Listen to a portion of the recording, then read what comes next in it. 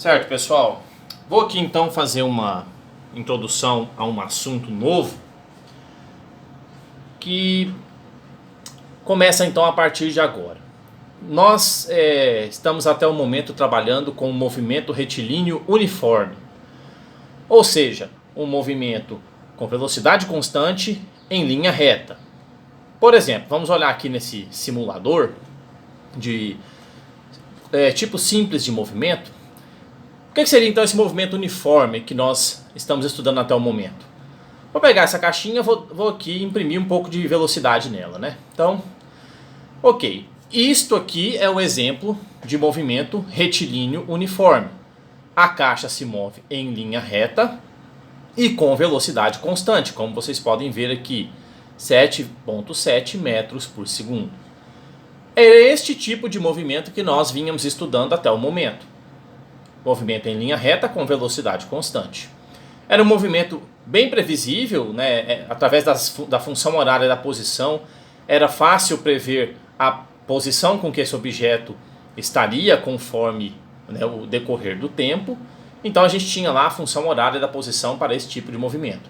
Quando ele executava um movimento para frente, movimento uniforme aqui para frente, era tido como movimento progressivo, correto? Já o movimento retrógrado era aquele com velocidade uniforme, né, e que anda para trás, como é o caso desse aqui. Isso aqui também é um movimento retilíneo uniforme, mas retrógrado, porque ele anda para trás, certo? Bom, o primeiro parâmetro que nós vamos introduzir aqui é o conceito de aceleração, certo? Vamos lá. Esse parâmetro será interessante para que nós passemos então a um outro tipo de movimento, que é também retilíneo, no entanto, ele não é com velocidade constante, ele é com velocidade variável. No novo tipo de movimento, que nós passaremos a estudar a partir de agora, que é o movimento retilíneo uniformemente variado, o que esse nome quer dizer? Variado porque a velocidade vai variar, e uniformemente porque a velocidade vai variar em uma taxa constante, em uma aceleração constante.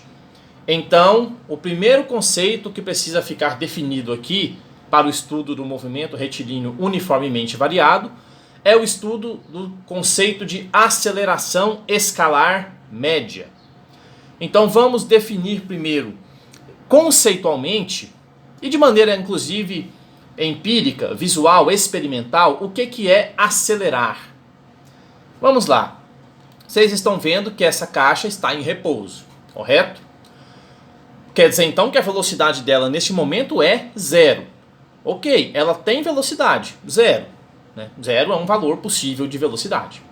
Ok, bom, não nos preocupando com o agente que vai provocar a mudança da velocidade, isso ainda não é assunto do nosso interesse, é mais para frente. Não importa o que vai agir nessa caixa, mas olha só, a velocidade nesse momento é zero. Deem uma olhada aqui no cronômetro, vamos zerar isso daqui. Ela está parada e nós vamos então zerar esses valores. A caixa está parada, velocidade zero.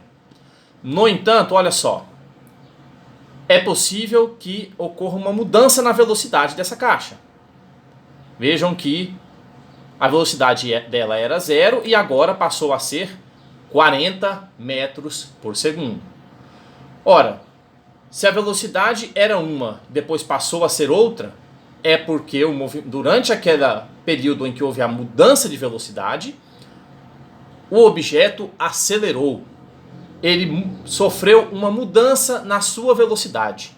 E é exatamente essa questão de mudar o valor da velocidade que está ligado com o conceito de acelerar. Correto? Este acontecimento aqui com essa caixa, você pode muito bem imaginar como se fosse um carro que está parado e de repente ele vai arrancar. Ele vai fazer exatamente isso daqui. Se você olhar também para o tacógrafo aqui da velocidade, você vai ter a ideia exata do que é aceleração. Olha só, a velocidade vai variar durante um intervalo de tempo. Aí a partir daqui ele segue em movimento uniforme. Essa parte não nos interessa no momento. Interessa o quê? Estudarmos que A aceleração é exatamente este conceito aqui, a taxa de mudança de velocidade no decorrer do tempo, tá? E é claro, o objeto não necessariamente precisa estar parado. Ele pode sim estar com uma certa velocidade inicial, vamos considerar aqui, por exemplo, pode ser esse 28,6. Ele está em movimento uniforme, correto? Bom, se ele sofre uma aceleração no sentido de ganhar velocidade, o que ocorre é isso daqui. Ele desenvolve velocidade durante um certo tempo, ok?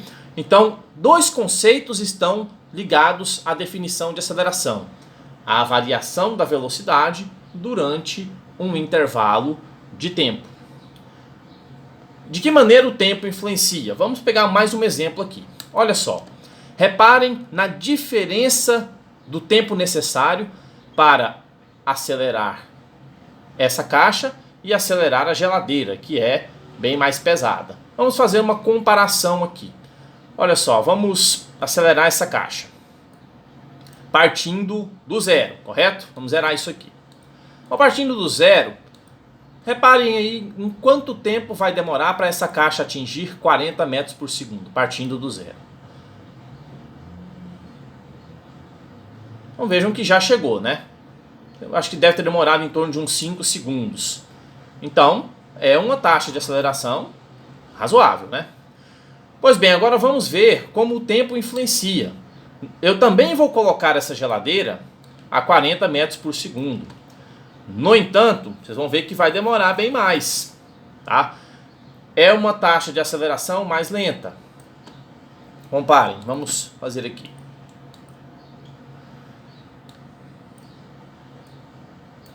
Acelerar então a geladeira. Vejam que quanto mais tempo demorar para atingir essa velocidade, significa uma aceleração menor, uma taxa de aceleração menor do que no outro caso, tá? Então o parâmetro tempo também é importante para definir o conceito de aceleração. E de fato, a definição de aceleração é exatamente esta daqui. ΔV sobre ΔT. Ou seja, você coloque aqui no numerador da expressão a variação na velocidade e divide pela variação no tempo. O tempo necessário para que o objeto tivesse modificado a sua velocidade. E aí você vai ter então a aceleração. Vejam aqui que o objeto, inclusive, ele pode estar em movimento numa direção e sofrer uma aceleração para outra, tá? Esse é o caso típico de uma freada. Vamos imaginar aqui o que é uma freada, olha só. Vou colocar essa geladeira em movimento aqui. Vamos pensar o seguinte. A geladeira então será colocada em movimento para a direita.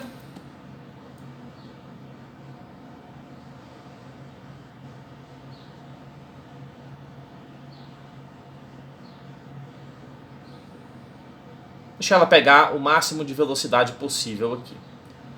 Então pegando aqui 40 metros por segundo. Ok, ela está a 40 metros por segundo. Agora, se ela sofrer uma aceleração no sentido contrário de seu movimento, o que vai acontecer? Vai caracterizar uma freada, olha só. Ela vai gradativamente desacelerando. Vai só perdendo velocidade conforme o tempo passa. Então é possível sim que o objeto se mova numa direção, mas que ele sofra uma aceleração num sentido oposto, tá? Isso também é possível de acontecer.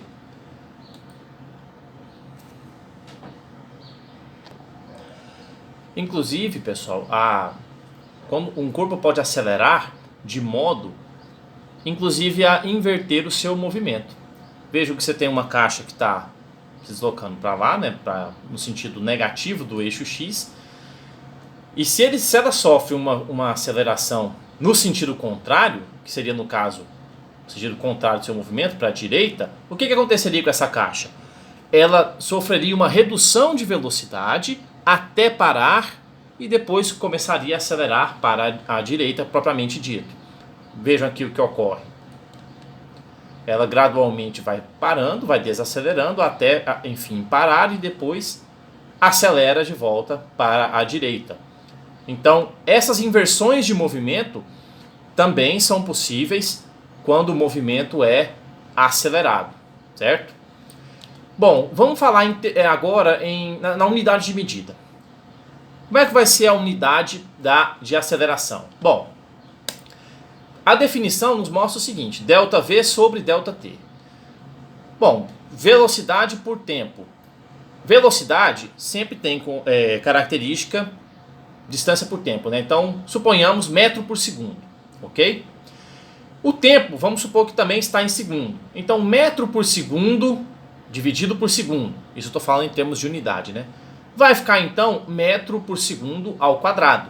É uma das unidades possíveis e bem comuns de aparecerem quando se fala em aceleração. Certo? Outras unidades podem acontecer? Podem também. Vocês podem encontrar quilômetro por hora ao quadrado. Pode também, sem problema algum. Agora, veja que ela aparece aqui, inclusive. Se eu colocar o simulador para marcar a aceleração, vocês vão ver que a unidade aqui é metro por segundo ao quadrado, inclusive. Uma aceleração de 10 metros por segundo ao quadrado provoca esta mudança de velocidade no objeto, certo?